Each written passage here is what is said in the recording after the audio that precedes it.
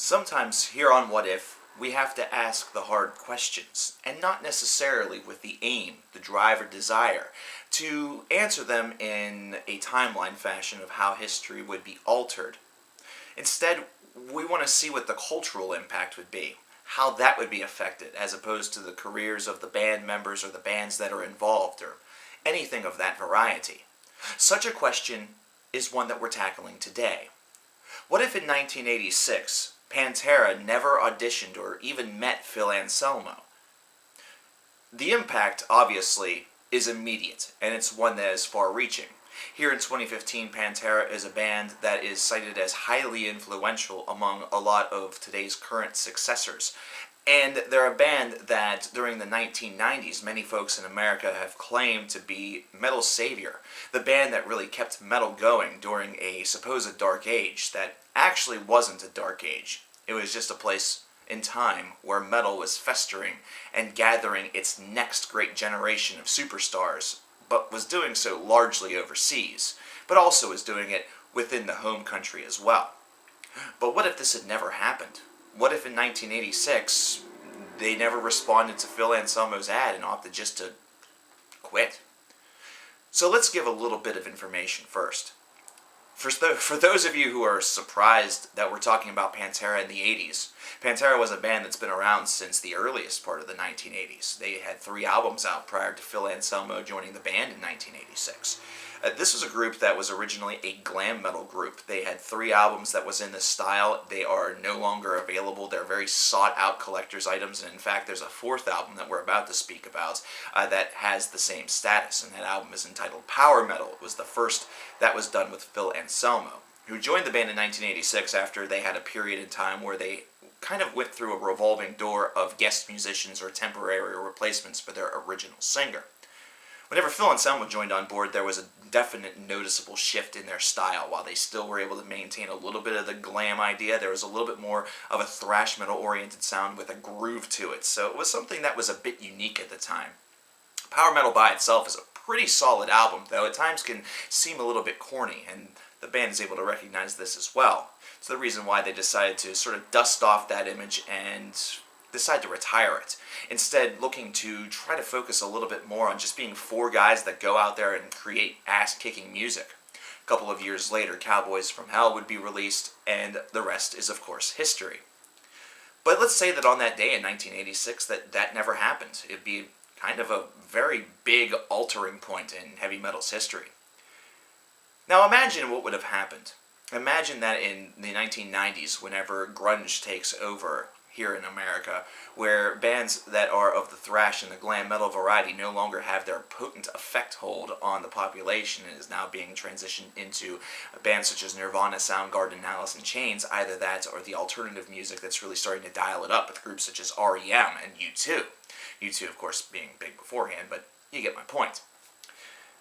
There's no Pantera now in order to really serve as the potential backbone for heavy metal in America. Now, this isn't to say that the members of Pantera, the Abbott brothers, the like, are not going to be participating in any sort of other project, which could potentially be a bit of a spearhead or a revitalization point. But in this particular case, the 2 individuals that really pose the largest of potential outcomes are Phil Anselmo and the remainder of the New Orleans scene. We'll say for shits and giggles that the Abbotts are able to craft together another band, perhaps even with Rex Brown, and really craft something that's got some oomph behind it. But it's just not that same level of oomph. They're instead a band that has to sort of traverse through the underground and go through the muck before they finally rise up. Let's say that it takes them about 4 or 5 years, but throughout that time, people are starting to recognize Darrell Abbott's true guitar talent. Phil Anselmo was a part of a band called Samhain, and it's not the same band that Glenn Danzig was in. It was completely different. But what would be really interesting about this is whether or not the New Orleans scene of heavy metal, which includes bands such as I Hate God or Corrosion of Conformity, to name a couple, are just going to sort of sit there and linger, and we also can't forget bands such as Crowbar in that mix as well. Kind of that sludgy group. It's not necessarily all New Orleans based, but you get what I'm saying. It's interesting to wonder whether or not these individuals, these musicians, would all still somehow come together in order to craft the Down project. Down, of course, became a huge hit with their first album, which is entitled NOLA, and they are now a supergroup that is highly respected and highly regarded, based around the sort of royalty that is spilled around them. But what if Phil Anselmo's this unknown, then Down all of a sudden doesn't become technically a supergroup, maybe? I don't know. Instead, it's something that makes the individual aspect of this band seem pretty righteous. So let's say for shits and giggles, Down still happens, and we don't have Rex Brown in there, but instead it's still a pretty unique project. In fact, you could even do an alternate timeline where Rex Brown is in the band, considering he's a part of the whole Abbott project, and this is actually what leads to potentially Phil Anselmo joining a version of Pantera later on in life, blah blah blah. You could do a lot of things with that. However, the cultural impact is what we're aiming for here, and the cultural impact is pretty huge. During the 1990s, Pantera was they were a hero to heavy metal in America. They were a hero whenever it seemed like a lot of the other bands from this country had either gone soft or gone a little bit commercial. They were the ones that were raising the banner for true ass-kicking metal, which of course, as many people have pointed out, is a bit far-fetched, but consider the fact that darlings that are at the very, very top tend to get a lot of the attention, whereas those who are really treading the front lines in the dirt seldom get any sort of exposure or seldom get the same level of respect. Kind of ironic I say that word, I know. But now in the 1990s, with no real true frontrunner or trailblazer, as opposed to those who are already sort of a prerequisite at this stage, then we look toward other bands that may be able to hold such banners high. Bands such as potentially Machine Head, but is Machine Head even around?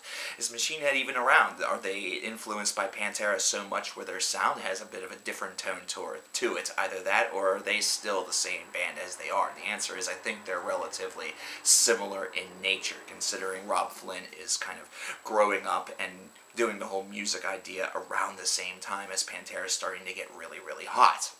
Aside from that, I think you see a bit of a different cultivating point for heavy metal. You see a bit of a different ideal that is being prescribed. The cultural impact of this could be massive. It could actually lead to metalcore being either stymied or slowed a little bit.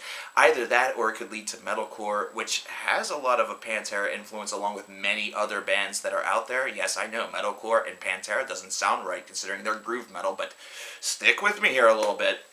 It's something that could have a bit of a different sound to it, or a different gene pool to it, where it seems that that groove-oriented style may actually be more affected by the mellow death style that was employed over in Europe by bands such as At the Gates. Something that's a little bit present in metalcore as it stands and still sort of blossoms and cross-references its way over, but it's instead something that may become a little bit more of a forefront. Some people would love that, other people would absolutely hate it.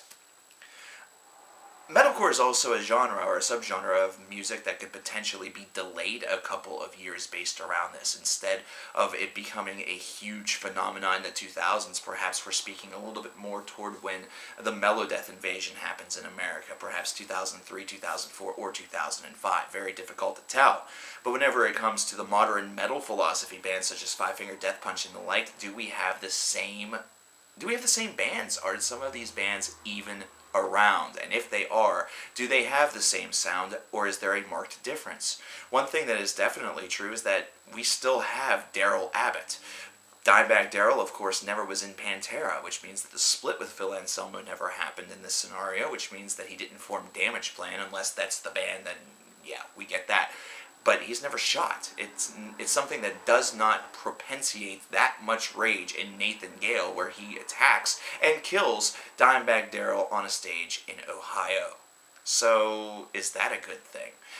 Does Darrell Abbott possess the same godlike sort of aura around him, where this is a solid element? Seems like a really mean thing to say, considering it's a man's life, but Dimebag Darrell has become sort of a cultural icon for heavy metal, and it's been because of his time with Pantera, it's been his time in the grind with Pantera that has really raised and cultivated that iconic status. It would really be very dependent upon what he does with his brother, or with Rex, or with the combination of the two, whatever project came post-Pantera in 1986.